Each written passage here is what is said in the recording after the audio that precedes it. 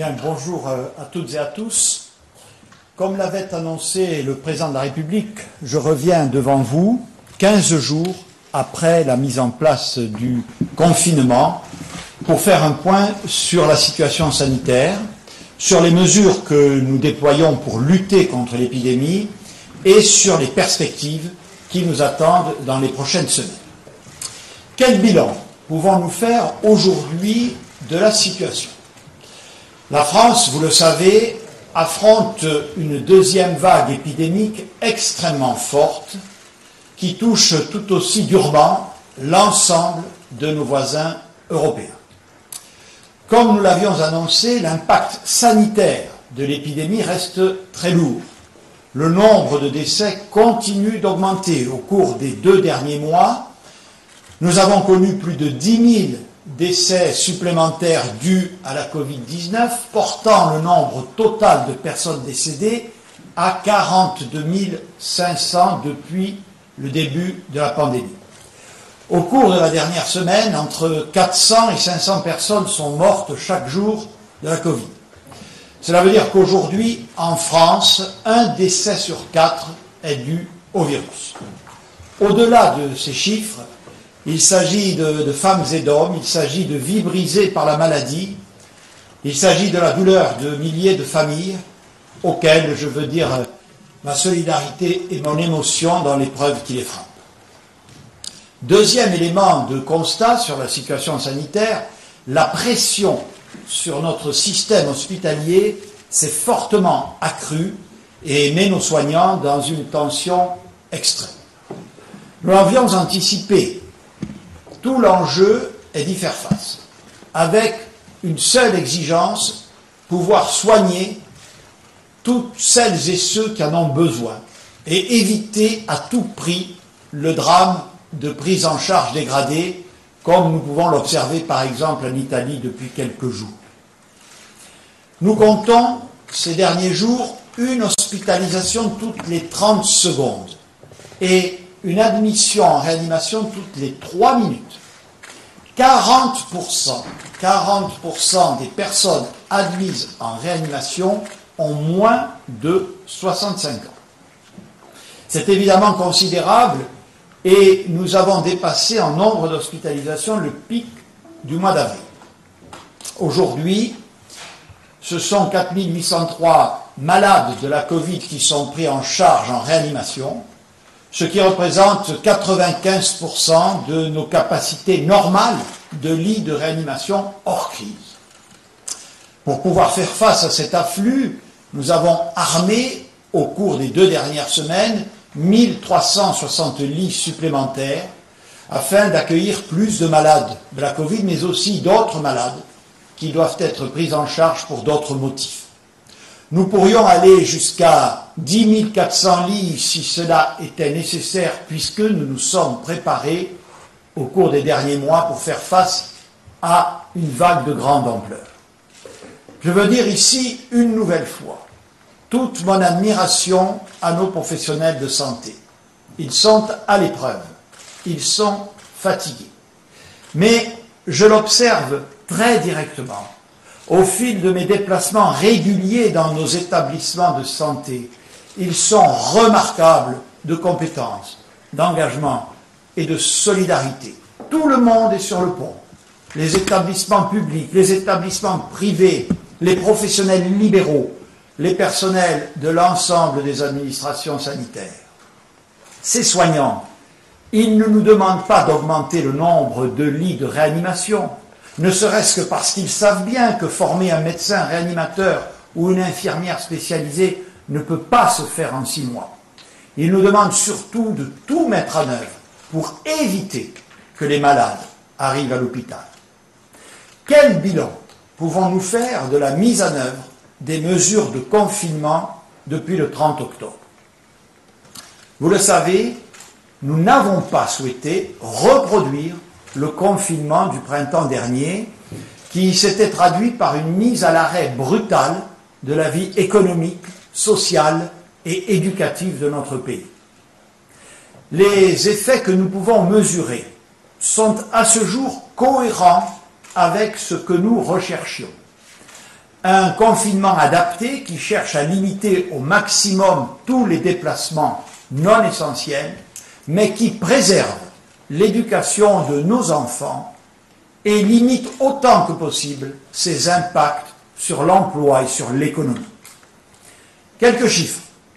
Nous observons une réduction très forte des déplacements depuis 2 semaines.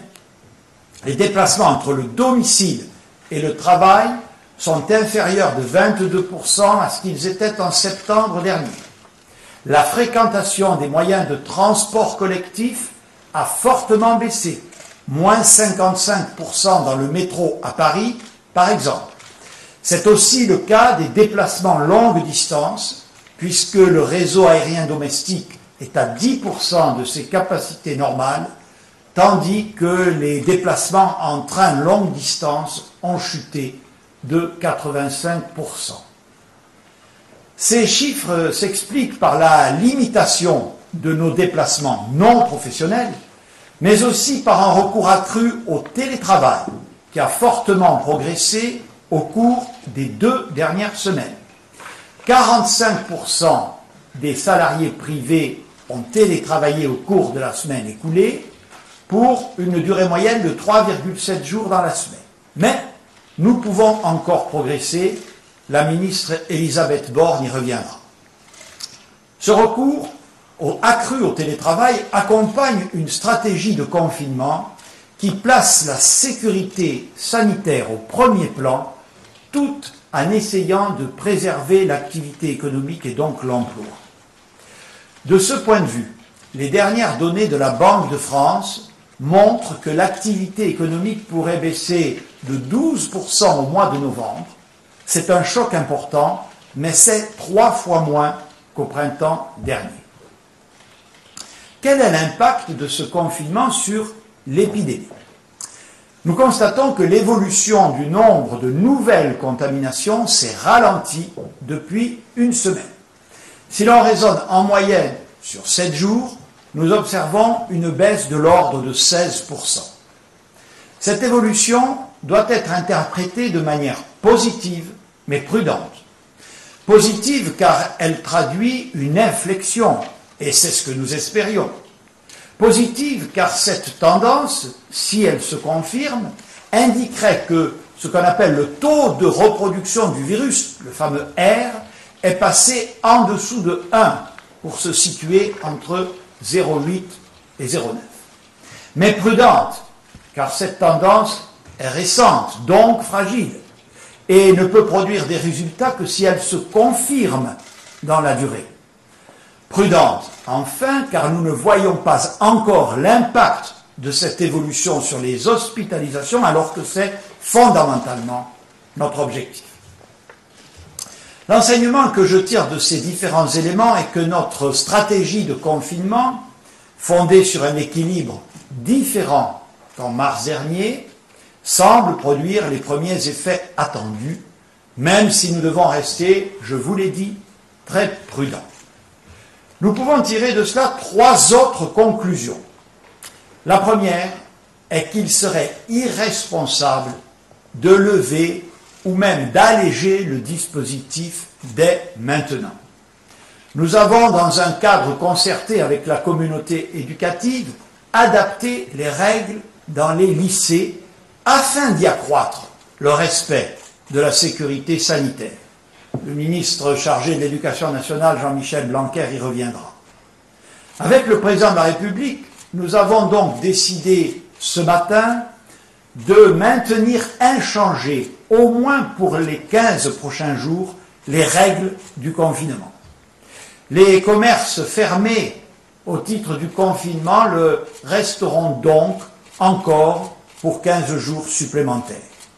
Je sais ce qu'est l'angoisse des commerçants qui n'aspirent qu'à pouvoir travailler et sont très inquiets de ne pouvoir rouvrir assez tôt avant les fêtes de fin d'année. Notre objectif est bien de pouvoir y parvenir. Mais ce moment n'est pas encore venu. Cette décision, je la prends en responsabilité. Elle est lourde et difficile, mais mon rôle n'est pas aujourd'hui dans le sens de la facilité, de céder à la pression, de faire ce qui serait espéré par beaucoup, et je les comprends, au risque de tout compromettre et de nous obliger à refermer dans 2 semaines et peut-être pour tout le mois de décembre. Le deuxième enseignement que je tire est que nous devons évidemment continuer à apporter un soutien économique massif à tous les commerces et toutes les entreprises qui ont été contraintes de fermer. J'assume mes responsabilités en termes de protection contre l'épidémie. J'entends les assumer de la même manière pour protéger les victimes économiques du confinement. Pour les entreprises et les commerces fermés, les dispositifs d'aide que nous mettons en place seront rappelés dans un instant par le ministre Bruno Le Maire. Ils se traduiront par le versement des premières aides financières au titre de l'activité partielle ou du fonds de solidarité de 10 000 € par mois dans les prochains jours et d'ici la fin du mois de novembre. À partir d'exemples très concrets, le ministre vous montrera l'impact très puissant de nos différentes aides pour couvrir les pertes de chiffre d'affaires. Nous avons un objectif, tout faire pour sauver nos petits commerces. Notre soutien, nous le devons aussi aux salariés, d'abord en prolongeant les dispositifs de chômage partiel qui ont permis depuis le printemps de sauver des emplois et de préserver le pouvoir d'achat. Pour ceux qui ont perdu leur emploi au cours des derniers mois, et notamment pour les demandeurs d'emploi qui arrivent en fin de droit. Tout doit être fait pour éviter le risque de bascule dans la précarité. C'est pourquoi j'ai demandé à la ministre du Travail de proposer aux partenaires sociaux qu'elle réunissait cet après-midi de reconduire le dispositif de prolongation exceptionnelle des droits à l'assurance chômage pour les chômeurs qui sont aujourd'hui en fin de droit, et ce, le temps du confinement. Nous sommes particulièrement attentifs à la situation d'isolement des plus jeunes de nos concitoyens, et en particulier des étudiants dont les établissements n'assurent plus leurs enseignements, sauf exception, qu'en distanciel. Dans les prochains jours, sur proposition de la ministre en charge des universités, chacune des 800 cités universitaires de France va disposer de 2 référents étudiants qui viendront renforcer le travail des services des CROUS, notamment pour accompagner les étudiants de première année et les étudiants les plus en difficulté. Ce sont près de 1600 emplois étudiants qui seront ainsi créés sur les mois de novembre, décembre et janvier, dans un contexte où l'emploi étudiant s'est par ailleurs raréfié. Plus généralement, nous veillons au déploiement du plan « Un jeune, une solution » qui mobilise, vous le savez, une part importante des crédits du plan de relance plus que jamais nécessaire pour contrecarrer les effets nocifs de la crise sanitaire sur la situation de l'emploi. La troisième et dernière leçon qu'il est nécessaire de tirer de ce premier bilan à 15 jours est que l'enjeu des jours qui viennent est surtout de ne pas relâcher nos efforts, mais de les amplifier. Je remercie très sincèrement l'immense majorité des Françaises et des Français qui respectent les règles communes. Mais nous constatons dans certaines zones ou parties du territoire un respect encore insuffisant de ces règles. Après une première phase de nécessaire pédagogie, j'ai donné au ministre de l'Intérieur des consignes de fermeté et lui ai demandé d'accroître encore la mobilisation des forces de l'ordre, notamment à Paris, à l'Île-de-France et dans les grandes métropoles. Depuis le 30 octobre, les forces de police et de gendarmerie ont procédé à près de 581 000 contrôles qui ont donné lieu à 88 455 verbalisations, dont environ 300 concernent l'ouverture irrégulière d'établissements recevant du public. Au-delà des contrôles, j'en appelle au civisme, par le respect de ces règles, vous le savez, uniquement destinées à protéger notre santé. Nous devons rester constants et cohérents. C'est ce qui nous amène à ne pas faire évoluer les mesures aujourd'hui. Je crois que chacune et chacun le comprendra. Pour autant, Si nous ne modifions pas les choses aujourd'hui, il est important que nous puissions donner de la visibilité sur ce qui pourrait se passer au cours des prochaines semaines et la manière dont nous allons suivre les indicateurs pour en tirer les conséquences sur l'adaptation de nos mesures d'ici la fin de l'année. Nous suivons principalement deux indicateurs. Un indicateur de circulation du virus, c'est le nombre de cas par jour que nous calculons sur la moyenne des 7 derniers jours pour lisser les fluctuations d'un jour sur l'autre. Un indicateur de pression sur le système hospitalier, c'est le nombre de patients Covid hospitalisés en réanimation. Comme je vous l'ai indiqué, nous observons depuis une semaine un infléchissement du nombre de cas positifs. Non seulement il a arrêté d'augmenter, mais la courbe marque une tendance à la baisse autour de 16% sur la dernière semaine. Si la semaine prochaine, cette tendance ne se confirmait pas et que le nombre de patients Covid en réanimation devait continuer à augmenter, alors nous serions amenés à prendre des mesures supplémentaires afin d'arrêter la vague. Si au contraire, comme nous l'espérons, la tendance observée ces derniers jours se confirme, nous pensons que le pic de la deuxième vague pourrait être atteint dans nos hôpitaux en début de semaine prochaine.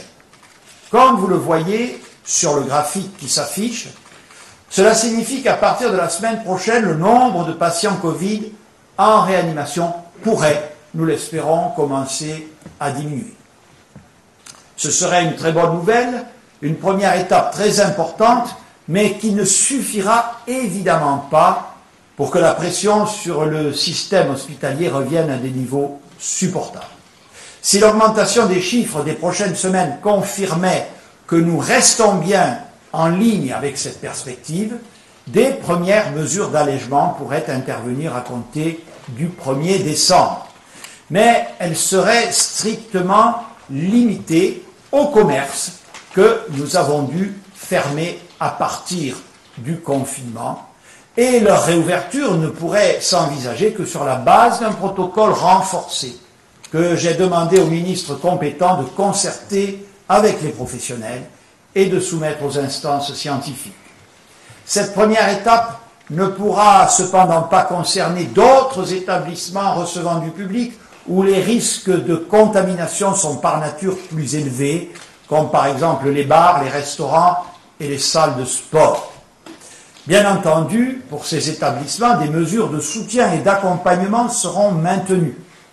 Notre objectif est de pouvoir permettre un nouvel allègement au moment des vacances de Noël, afin que les Français puissent passer des fêtes de fin d'année en famille. Mais celles-ci ne pourront pas se tenir de la même manière que d'habitude. On pourra bien sûr se retrouver avec les siens, mais il ne serait pas raisonnable d'espérer pouvoir organiser de grandes fêtes à plusieurs dizaines de personnes, notamment pour le réveillon du 31 décembre. Je vais maintenant demander à Olivier Véran, ministre des Solidarités et de la Santé, de vous présenter un point sur la situation hospitalière et sur l'évolution de notre stratégie de dépistage par les tests dits antigéniques. Monsieur le ministre.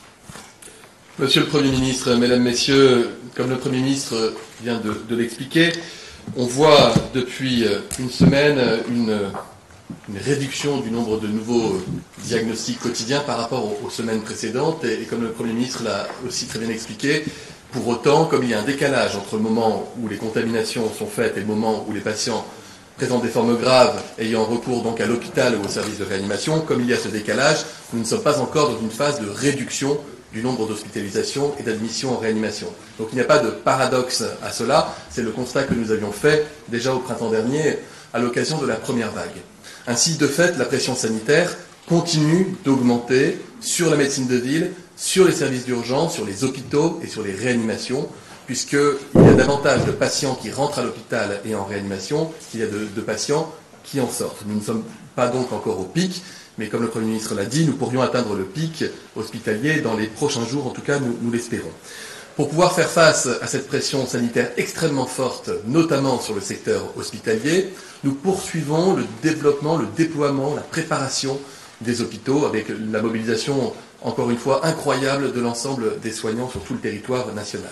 Il y a ce soir plus de 7700 lits de réanimation armés, puisque comme vous le savez, en plus des presque 5000 patients Covid en réanimation, il y a des malades qui sont dans les services de réa pour d'autres maladies, suite à des interventions chirurgicales, des infarctus, des ruptures d'anévrisme et autres. Rien que pour la région Auvergne-Rhône-Alpes, qui est, vous le savez, la région la plus impactée à l'heure actuelle par l'épidémie, c'est quasiment x2 en termes de lits de réanimation. On est passé de 600 lits de réa armés dans cette région à presque 1200 lits armés. Tout cela ne se fait pas d'un claquement de doigts et nécessite de gros efforts au quotidien. Le premier effort à réaliser, c'est ce qu'on appelle la déprogrammation des soins de chirurgie non urgents, tout en pérennisant, en sanctuarisant en quelque sorte la chirurgie en cancérologie, l'activité de greffe, ainsi que d'autres chirurgies absolument indispensables. Mais donc de fait, un certain nombre de malades qui devaient être opérés sont rappelés dans différentes régions du territoire pour leur demander de différer leur intervention chirurgicale pour garder de la place disponible pour les malades atteints du Covid. C'est également la mobilisation sans précédent de l'ensemble des soignants, mais aussi des étudiants en soins infirmiers, des externes, des internes en médecine, des soignants retraités sur tout le territoire, et puis de ces soignants qui se sont formés au cours de ces derniers mois aux techniques de réanimation et qui vont prêter main forte à leurs collègues dans les services hospitaliers. Et c'est enfin ce qu'on appelle les évacuations sanitaires. Vous vous souvenez de ces évacuations sanitaires qui avaient été réalisées déjà au printemps dernier. C'est lorsqu'on transfère un patient d'un service de réanimation d'une région vers un autre service dans une autre région, par avion, par hélicoptère. Tout cela nécessite aussi un énorme travail et mobilise beaucoup de personnel. Ce sont plus de 120 évacuations sanitaires qui ont déjà été réalisées, des régions les plus en tension comme Auvergne-Rhône-Alpes ou Bourgogne-Franche-Comté, vers d'autres territoires comme la Nouvelle-Aquitaine, la Bretagne ou encore l'Île-de-France. Je le disais, c'est une logistique lourde, c'est aussi un déplacement pour les malades qui se retrouvent donc éloignés de leurs proches. C'est pourquoi nous avons décidé de prendre en charge les frais de transport et d'hébergement pour au moins un accompagnant des patients lorsqu'ils sont transférés dans le cadre de ces évacuations sanitaires. Par ailleurs, nous l'avons déjà dit, et notamment la semaine dernière, nous avons appris davantage sur comment bien prendre en charge les malades atteints du Covid, et nous avons fait d'énormes progrès en matière de connaissances et d'organisation et de logistique, notamment à l'hôpital, mais pas que. Souvenez-vous, la semaine dernière, nous avons présenté avec des médecins généralistes comment la prise en charge s'organisait désormais davantage en médecine de ville au domicile du patient. Les sociétés savantes, les collèges des médecins, les soignants ont été massivement consultés, des recommandations ont été arrêtées qui vont permettre à chaque professionnel de santé, qu'il soit en ville ou à l'hôpital, de disposer de la bonne manière de soigner et d'accompagner les patients. Ça peut aller d'ailleurs jusqu'à l'équipement en oxygène au domicile des malades lorsqu'ils ont une forme symptomatique mais dont l'état de santé ne justifie pas une hospitalisation.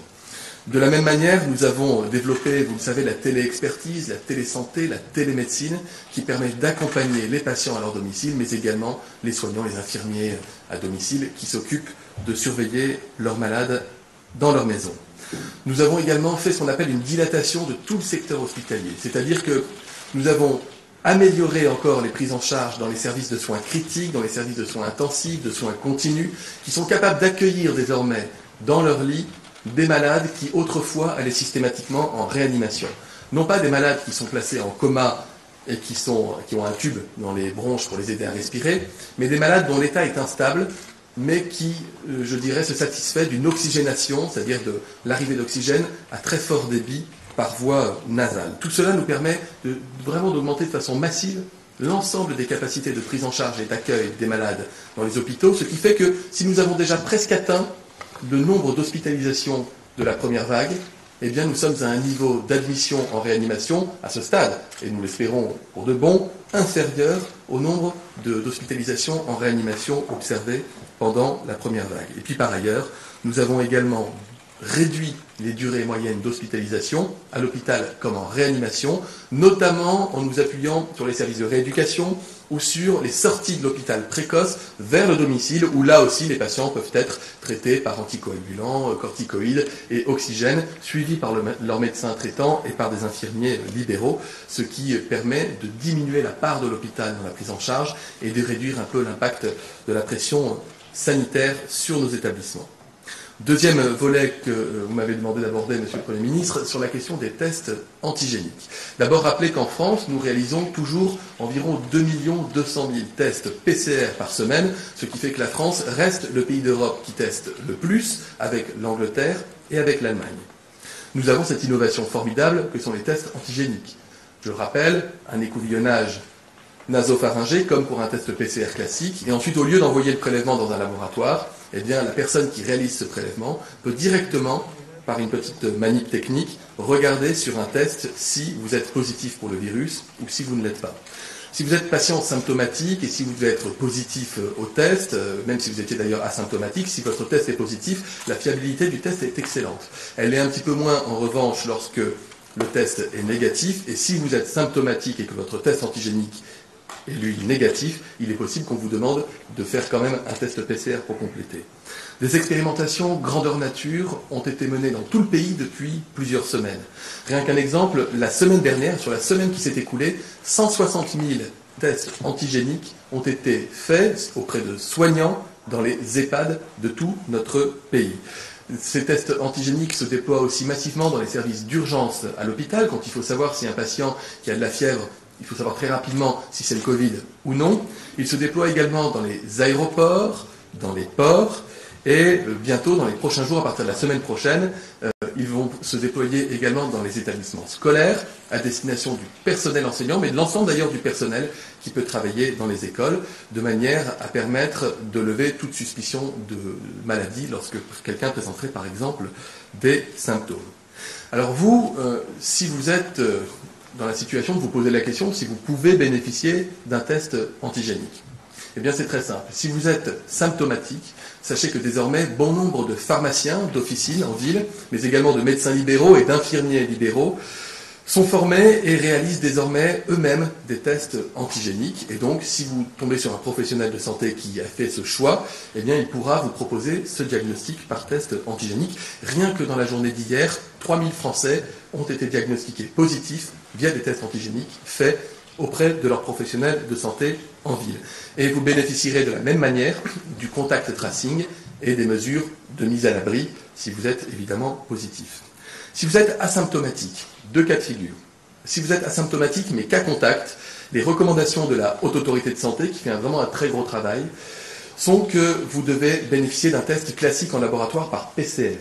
Et si par contre vous êtes asymptomatique mais pas cas contact, eh bien peut-être que vous pourrez être dépisté par test antigénique chez votre professionnel de santé. Je dis peut-être parce qu'il n'en a pas l'obligation, mais s'il a de la place disponible et qu'il en fait le choix, il pourra vous faire bénéficier de ce test. Par ailleurs, un certain nombre de collectivités, mais également d'entreprises, nous ont fait savoir qu'elles souhaitaient procéder à des campagnes de dépistage à partir de ces tests antigéniques. Dans les prochains jours, nous serons amenés à présenter des protocoles qui permettront d'accompagner les collectivités et les entreprises dans la réalisation de ces dépistages, partout où ça fait sens, évidemment sous la responsabilité d'un professionnel de santé. Nous aurons l'occasion d'y revenir la semaine prochaine. Enfin, sachez que l'État français a passé une commande supplémentaire de près de 20 millions de tests antigéniques dans le cadre d'un appel d'offres européen, ce qui permet de compléter l'offre disponible, sachant que par ailleurs, les pharmaciens, les médecins peuvent acheter eux-mêmes des tests auprès des différents laboratoires agréés. Donc vous voyez, cette technique de test se développe. Elle ne remplacera pas les tests PCR qui sont fiables, qui sont efficaces et qui mobilisent toute la filière de biologie dans notre pays. Elle va venir implémenter, compléter, enrichir partout où c'est nécessaire notre capacité de dépistage. Merci beaucoup, Monsieur le Ministre. Nous allons faire un point sur la situation dans l'éducation nationale et je demande à Monsieur le Ministre Jean-Michel Blanquer de bien vouloir y procéder.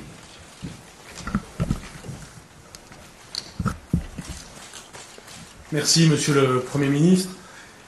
Pour l'éducation nationale, la gestion de la crise Covid depuis l'apparition en mars, est la conciliation de deux exigences.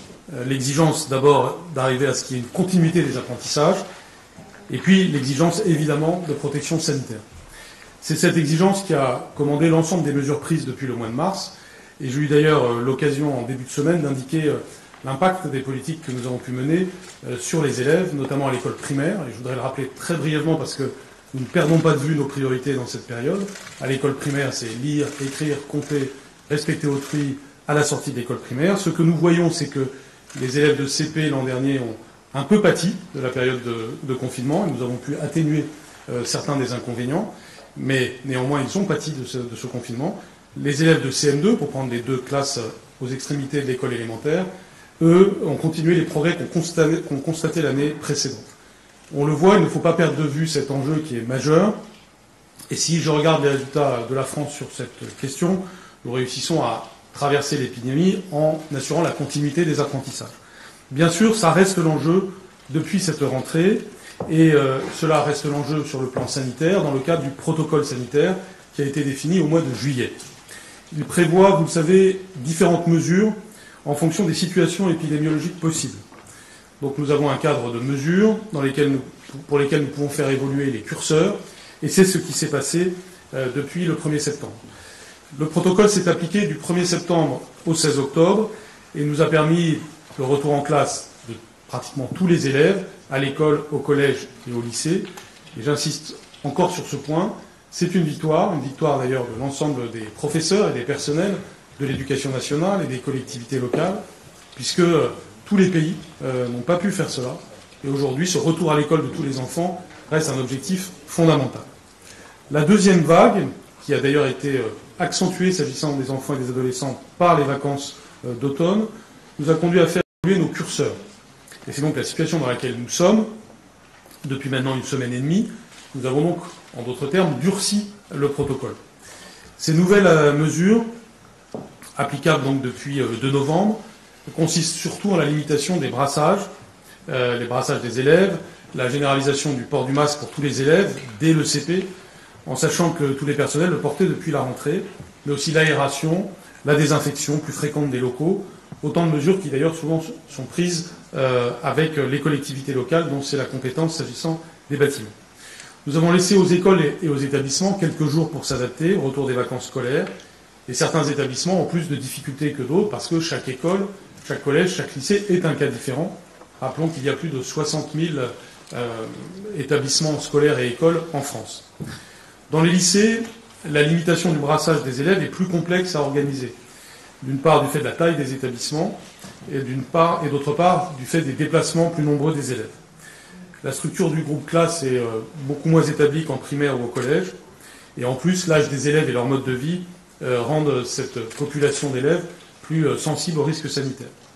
C'est pourquoi nous avons prévu, depuis la semaine dernière, une souplesse pour les lycées, de façon à ce que dans un cadre national bien défini, ils puissent avoir des adaptations locales correspondant à leur réalité. Nous avons établi cela en lien notamment avec les chefs d'établissement, les partenaires sociaux, et ce cadrage précise que dans la mesure où un lycée peut encore le faire, c'est le cas par exemple de lycées où il y a peu d'élèves, eh bien, bien sûr, la présence à 100% des élèves reste souhaitable. Mais dès lors qu'il n'est pas possible pour un établissement d'assurer les conditions sanitaires requises lorsque tous les élèves sont présents, eh bien, des solutions hybrides sont proposées. J'ai toutefois demandé qu'au minimum 50% du temps scolaire de l'élève se déroule dans le lycée d'ici à la fin de l'année civile, afin de garantir le maintien d'un lien fort avec la classe.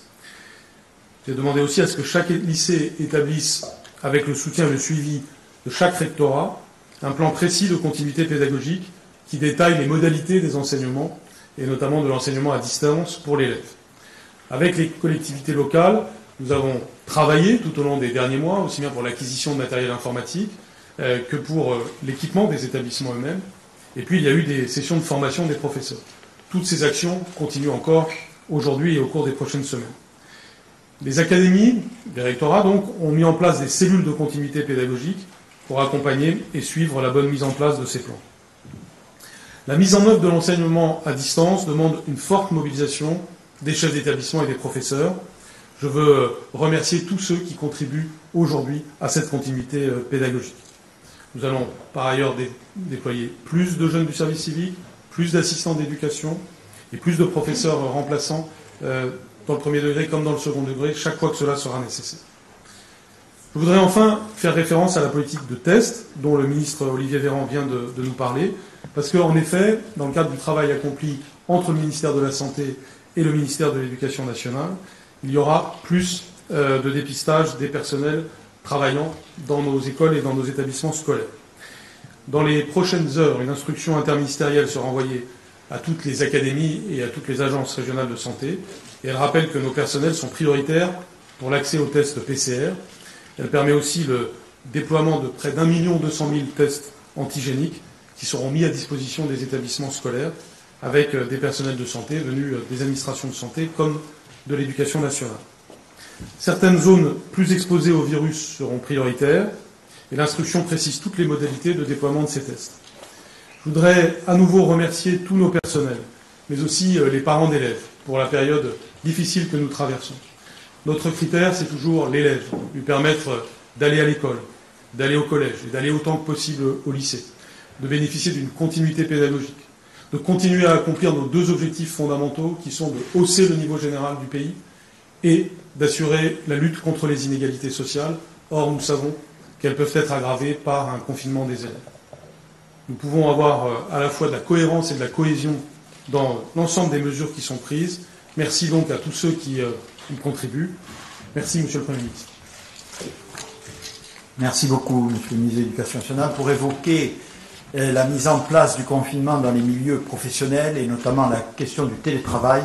J'invite Madame Elisabeth Borne, ministre en charge du sujet, à s'exprimer devant vous.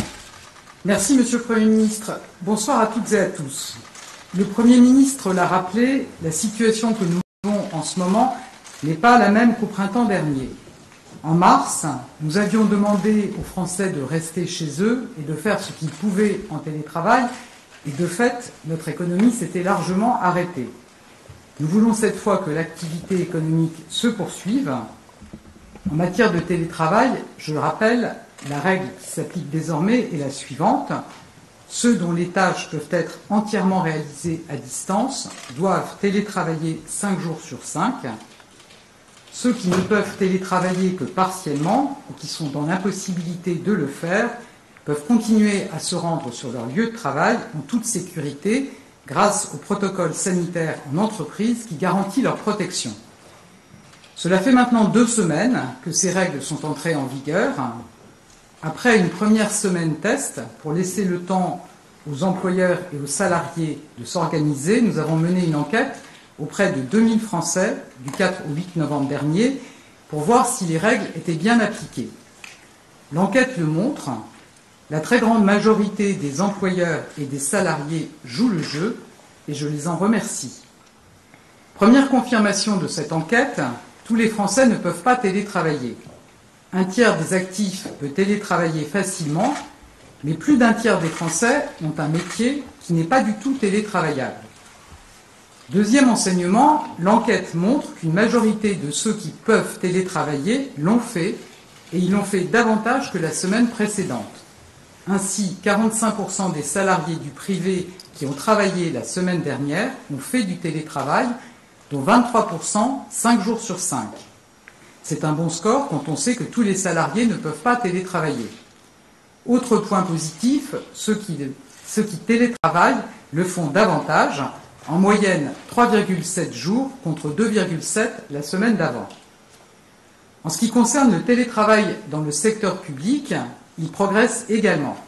Près de 40% des agents de l'État hors éducation nationale, police et gendarmerie sont aujourd'hui en télétravail, soit près de 12 points de plus que la semaine précédente. Et n'oublions pas, comme l'a rappelé Amélie de Montchalin, la ministre de la fonction publique, que nous voulons aussi maintenir les services publics ouverts, contrairement au premier confinement. Troisième enseignement, le télétravail 5 jours sur 5 représente un véritable effort pour les salariés qui souffrent parfois d'isolement. En effet, près de 6 Français sur 10 qui ont télétravaillé à 100% préféraient venir sur leur lieu de travail au moins un jour par semaine. 4 salariés sur 10 qui ont télétravaillé la semaine dernière disent se sentir isolés.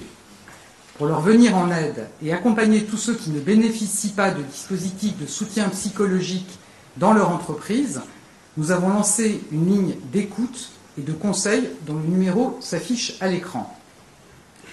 J'ai conscience que nous demandons un effort très important aux employeurs et aux salariés, mais il est indispensable dans la lutte contre le virus. Je tiens à les remercier une nouvelle fois pour leur mobilisation, mais l'enquête le montre, il y a encore des marges de progrès pour que plus d'actifs télétravaillent. J'appelle donc tous les employeurs et les salariés à poursuivre leurs efforts. Chaque jour, chaque heure télétravaillée compte. Concernant la situation du marché du travail et des demandeurs d'emploi, je le redis, le confinement actuel n'est pas le même qu'au printemps dernier. Nous avons fait le choix de maintenir l'activité économique de notre pays et de nombreux secteurs continuent à tourner et à avoir, ce qui est une bonne nouvelle, une activité soutenue. Il existe des opportunités d'emploi malgré la période. On a compté 340 000 créations d'emplois au troisième trimestre 2020. Elles seront encore dynamisées par le plan de relance. Le service public de l'emploi continue à fonctionner avec le maintien de l'accueil dans les agences de Pôle emploi et les missions locales. Les équipes sont mobilisées pour accompagner les demandeurs d'emploi. Il y a des métiers en tension, des métiers porteurs. Il y a des offres d'emploi non pourvues.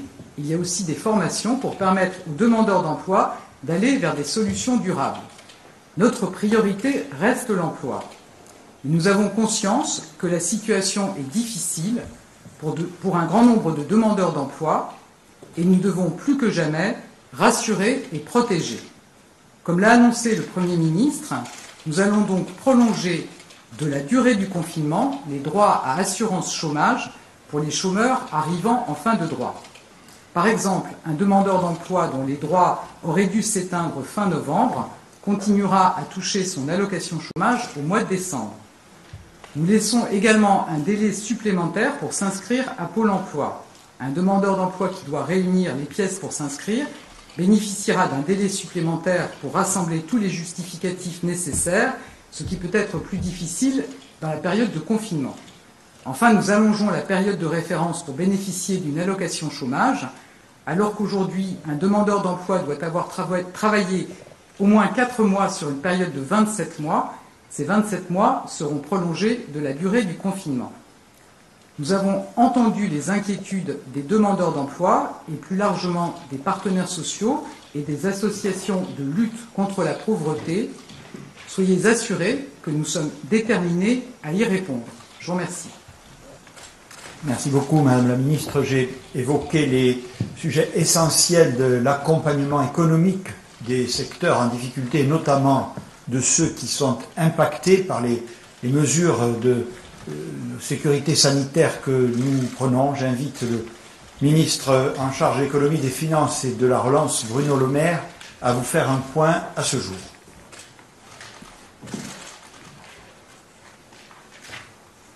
Merci, Monsieur le Premier ministre.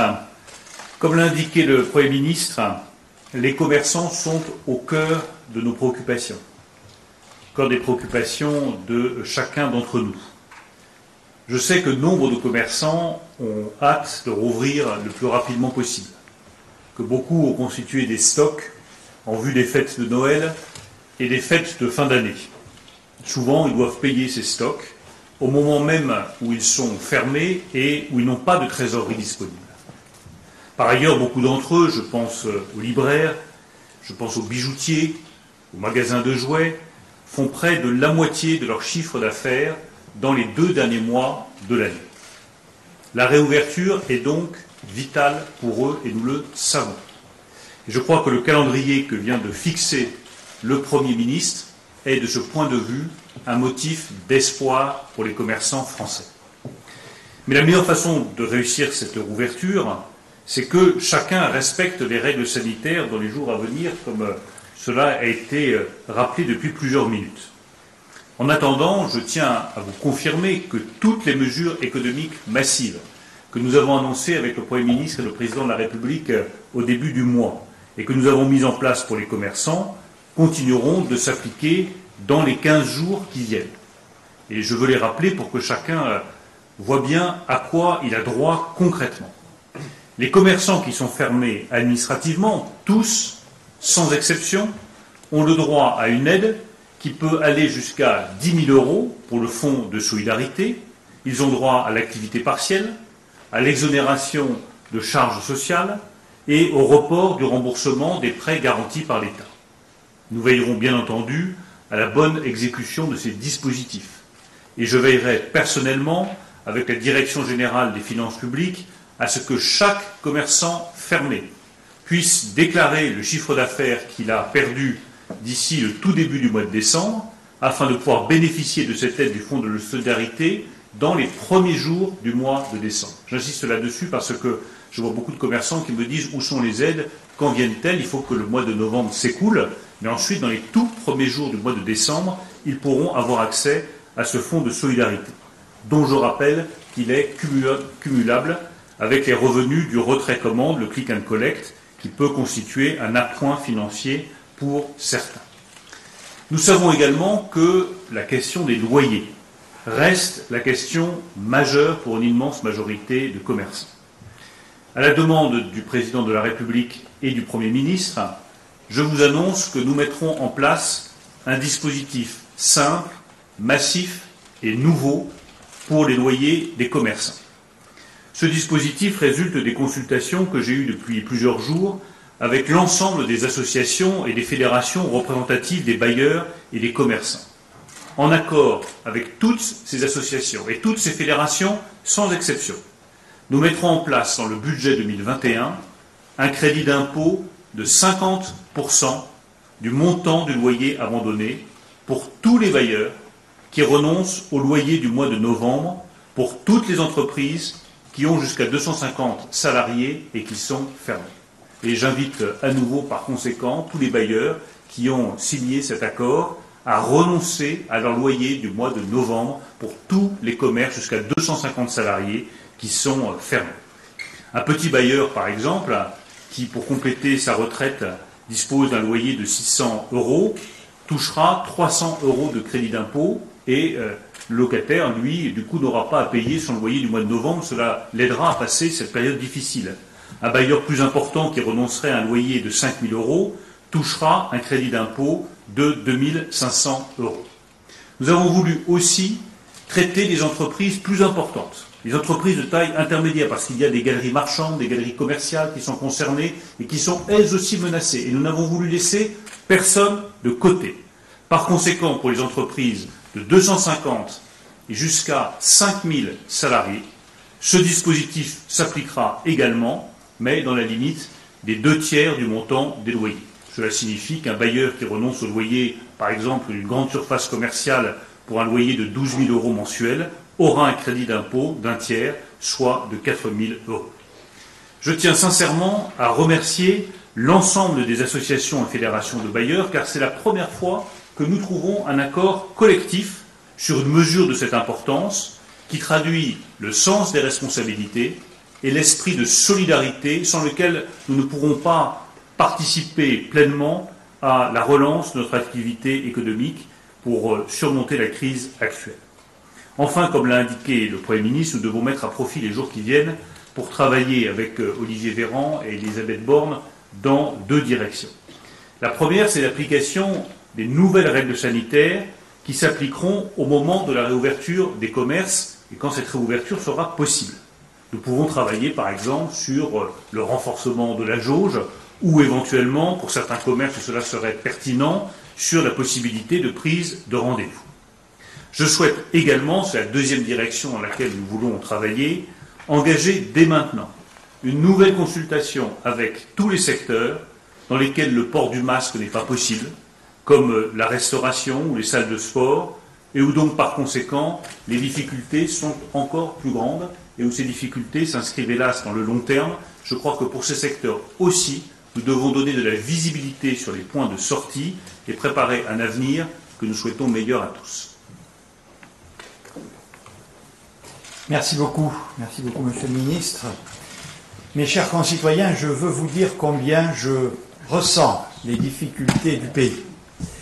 Je mesure les souffrances et parfois le désespoir de beaucoup d'entre vous. Adopter des mesures difficiles constitue évidemment un crève-cœur, mais il est de ma responsabilité de le faire. Mon devoir est de vous protéger contre le virus et ses ravages, contre le terrorisme, contre le chômage créé par la crise sanitaire.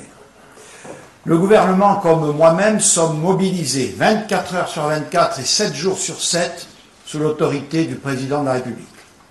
Nous avons fait le choix d'accompagner massivement ceux qui souffrent, ceux qui sont fragiles et vulnérables, ceux qui font l'objet des mesures administratives rendues nécessaires pour lutter contre la propagation de l'épidémie.